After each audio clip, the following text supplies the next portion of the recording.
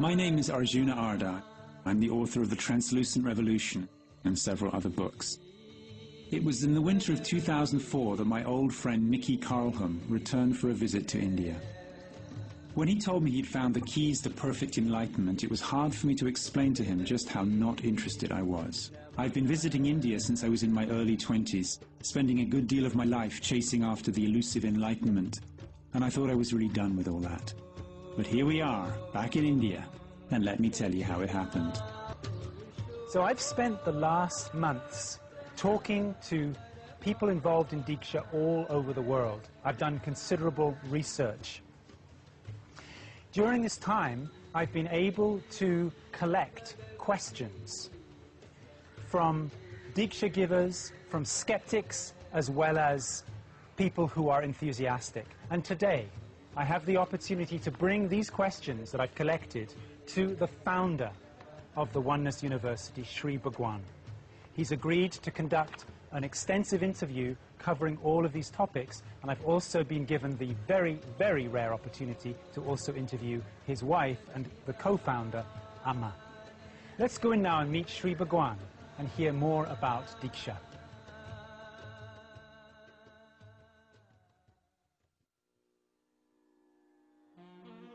What is Deeksha?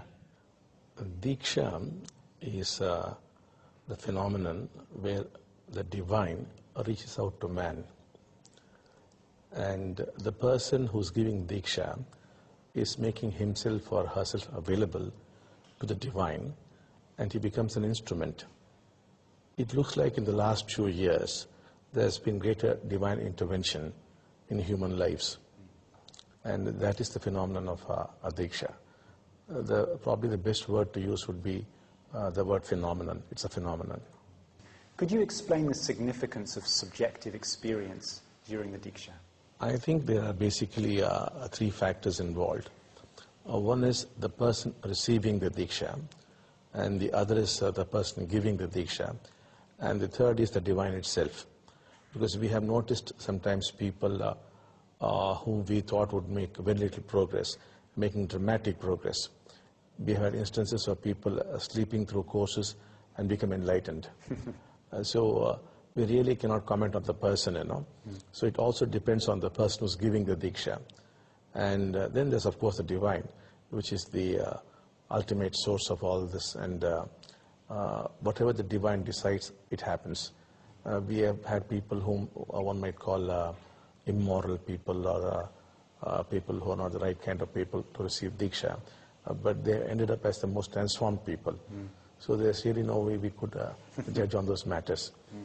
But we can, as a rule, say that it depends upon how receptive you are, what your beliefs are, and what your conditioning is, and the quality of the person giving the Deeksha, and above all, what the divine chooses for the day and for the person. So what can we say to somebody who is receiving Deeksha but not feeling bliss or not feeling love, feeling unpleasant memories or unpleasant feelings? Yes. We would recommend to them that they must continue the Deekshas till they get a breakthrough. So this is often a cleansing process, and very soon they will be out of it.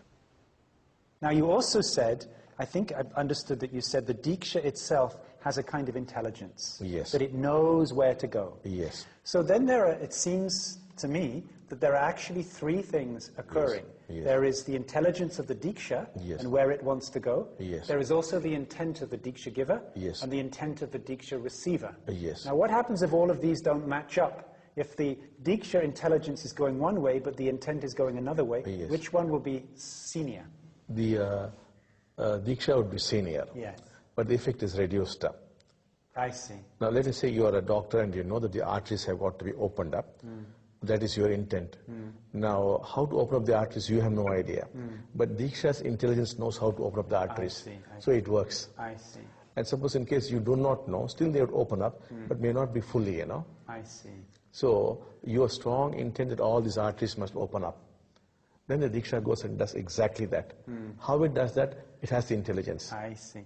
So could you give some tips Yes. for how to create good, effective intent? For that, the heart has to flower. Yeah. You have to learn to listen to the other person, really feel for him. Somebody comes and tells you about his financial problems.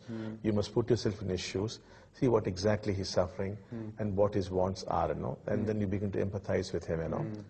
And then only you must give a Deeksha. Not straight away jump and give a Deeksha, you know. You must take your time, listen to him, meet his family, begin to feel for him, and then go for the Deeksha. Yes, the heart plays a key role. Yeah. If you merely take it into your head, Yes. but there's no warmth in the heart, Yes. the Deeksha is not going to be really effective. Yes, I see. But when you speak of big heart, Yes. some Deeksha givers may feel, I don't have a big heart. How can we make our heart bigger? For that, he has to go and receive a Deeksha for getting a big heart. I see. I see. Because a Deeksha can really open up the heart. Yes. And then you go back and give Deekshas. And if you want to have Deeksha to really open your heart and feel much love, you should have Deeksha from someone where you can feel their heart Exactly, is open and yes, have love. I that's see. it. That's Yes. very interesting to Yes. see. Yeah. And if you want to have Deeksha to make more money, then Yes. Deeksha from Tony Robbins would be the best. Would be the best. Yes. I see. And some others are really inferior Deeksha givers. Yes. Is this a good way to look? If the Deeksha giver himself or herself is enlightened or on a very high state of consciousness, the Deekshas are in fact very different. And there are Deeksha givers who can put you into a state of love, those who could put you into a state of joy, those who could put you into a state of silence. So we are different specialist Deeksha givers here, in fact. So the person who's giving does really matter. Do you feel that there is anyone who should not receive Deeksha at all for some reason?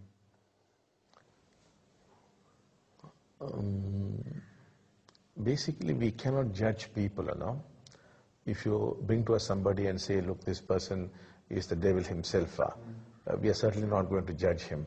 So in that sense, we have never felt this person should not be given Deeksha, that person should not be given Deeksha. But we have felt that maybe this person is more qualified to receive than him, you know. That kind of thoughts we have had. But certainly we have never condemned anybody and said this person is no good, no. We just cannot think like that. It's not possible.